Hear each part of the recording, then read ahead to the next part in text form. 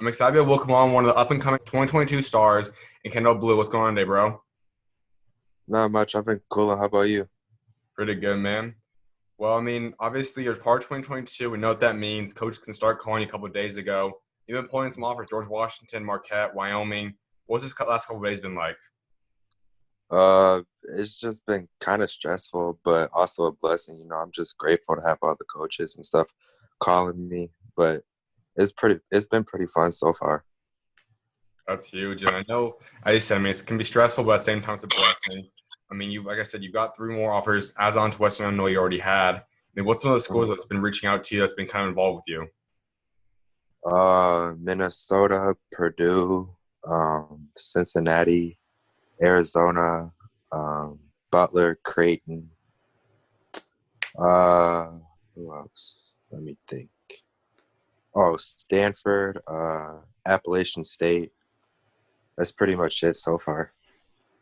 Out of all those schools, is there maybe one of those you see soonest offer you an offer? Um, I would say Minnesota probably. That's huge. And obviously, Minnesota is where you're from. And you're at East Ridge, this team that's been a really top team out there for the last couple of years. Last year, Mhm. obviously, you're playing alongside Ben Carlson. What was your guys' bond like? Oh, me and Ben's bond, it was like a quiet bond, but like Mhm. on the court, like we have that connection. Like whether he's setting me a screen or I'm lobbing it up to him or giving him the ball to score. But our bond was pretty tight, I would say. And you've obviously been at East Ridge now for a few years, and you were able to go start playing high school basketball as an eighth grader. What led to that Mhm. decision? Uh, Basically, my parents like got like this email from the coach saying like he sees like the potential in me and stuff, and I told my parents about it. And then we just had a discussion about it, and then like we just made the decision to let me do it. So, And you go out there and both that year, obviously, and then your freshman year, you were able to play alongside another top guy, Kendall Brown. Obviously, is now into Sunrise. But you guys having so much Division One talent on one team, what was that like? How'd you learn from those guys? oh, um, they just they just gave me big advice, like what to do, like when the process starts, and like how to handle coaches and everything. They taught me new moves. I know I had to guard them a lot in practice, so I got my defense better and stuff. But overall, they just gave me key advice and everything. And for you, I mean, not a lot of guys get to start playing high school basketball only in the eighth grade. How was it kind of getting accustomed to not only just playing basketball as a younger guy, but being only in the eighth grade and being able to play? I mean, it's a blessing. At first, there was a little bit of pressure because, like, I didn't think everybody knew me like that. But, like, for myself, I knew, like, my talents and my skill level, what I could do. But I just had to go out there and prove everybody that I'm, like, capable of doing this. And that's what I did. And when Kendall was obviously transferred up to Sunrise, kind of left the opening for you to kind of step up and become the number two guy or another star on the team. What was that like? How'd you kind of learn to embrace that role? I mean, when I heard Kendall was leaving, I was kind of sad because a five-star recruit leaving our team, they know that could have put us even bigger on the map. But I also looked at it as like I can get more touches or more shots, become a star player for the team and, make us get a bunch of wins and everything. So that's the way I looked at it. And obviously now Ben's moving on as well. He's going on to Wisconsin. How excited are you from the next chapter for him now? I mean, for him, I just want the best for him, whether it's going to the league or just being a good basketball player in general. So, I mean, I just want the best for him. And now that means another opening for you technically where you're going to become pretty much the star of the team, the face of East Mhm. Ridge. How are you kind of Mhm. expecting to take on the next role now? I mean, the way I look at it, I just got to work on like what I'm weak at, but mainly like the weight room and everything. But I'm just excited to like be the star player and like carry my team and everything. So just looking forward to it. You guys had a 21-5 record this past year. For you now being the star player, what's your goal as a team? Um, to maintain the record, just basically win our section, get to state and everything, but kind of have the same year we did last year. You know what I mean? Yeah. And as we talked about, you've had two guys move on now that you were able to get larger and larger roles each year and became a lot bigger name. Who else in the program do you see possibly stepping up now and technically kind of filling the shoes of your now and becoming kind of second or third option? Um, My teammate Drew Adams, he'll be a senior this year, but I see him stepping up because last year I didn't think he had the season that he wanted, but I can see him coming back even stronger this year.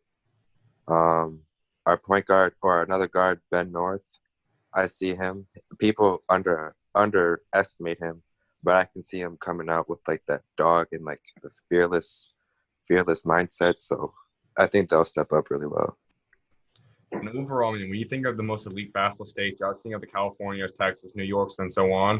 But when you look at Mm-hmm. Minnesota, they're really putting a push now to becoming one of the most underrated and elite state. I mean, we see obviously they have the number one guy, Chet Holmgren. They had Jalen Suggs. You guys have so many guys coming out of there. What's like seeing Minnesota kind of turn to this next level now?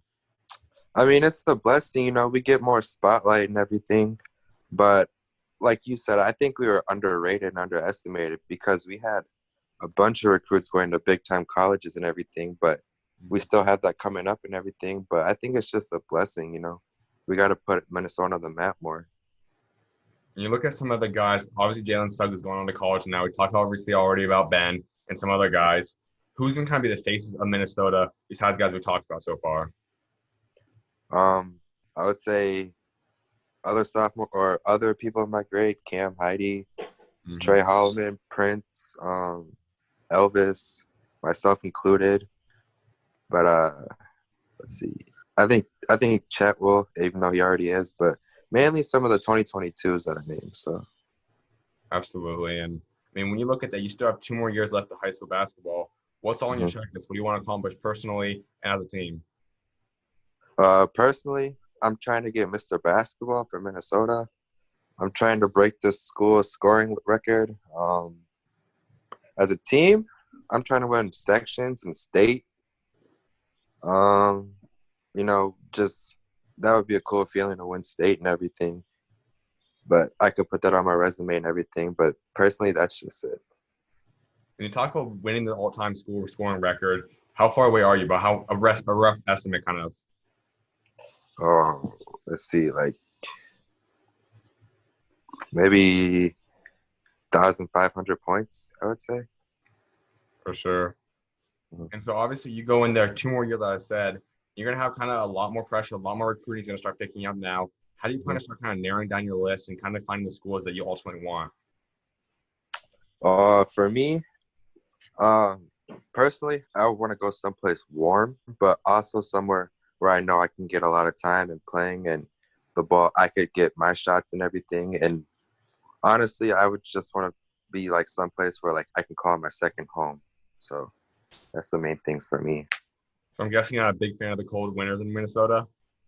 No, even even though my birthday's in the winter, I just can't deal with it. It's just too much. Absolutely. And I mean, so obviously, when you talk about that, you have a lot of schools you just talked about that have interest in you, talking to you. I mean, what do you ultimately want from a college, though? What's like the biggest thing that you see that you want in terms of a program and in terms of what you can do there?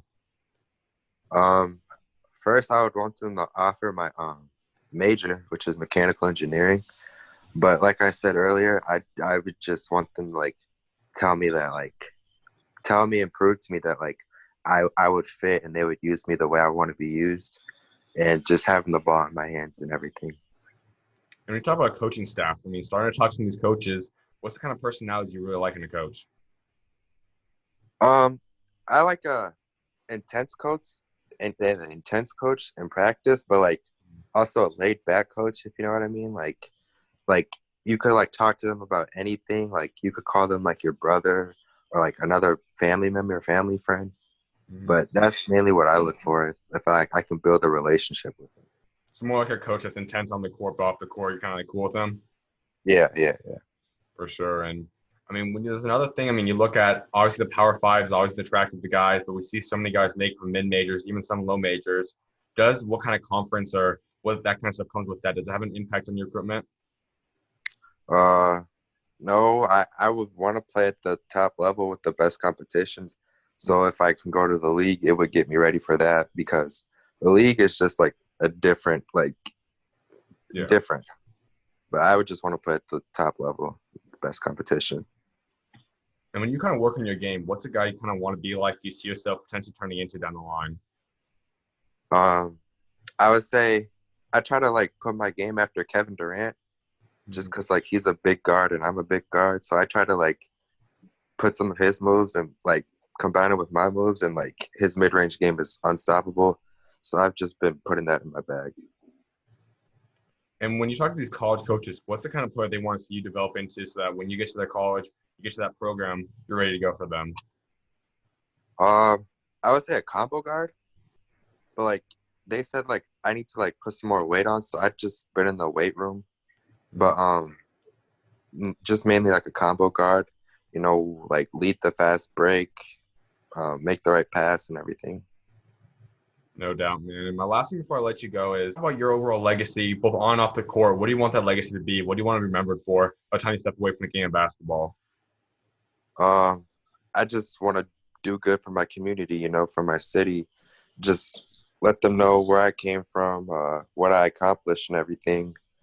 Um, just be a good role model for kids that are looking up to me, because when I look back at it, I can be like, oh yeah, I made him do this, or make him do like the good thing instead of the bad thing. So I just try to be a good role model for everyone.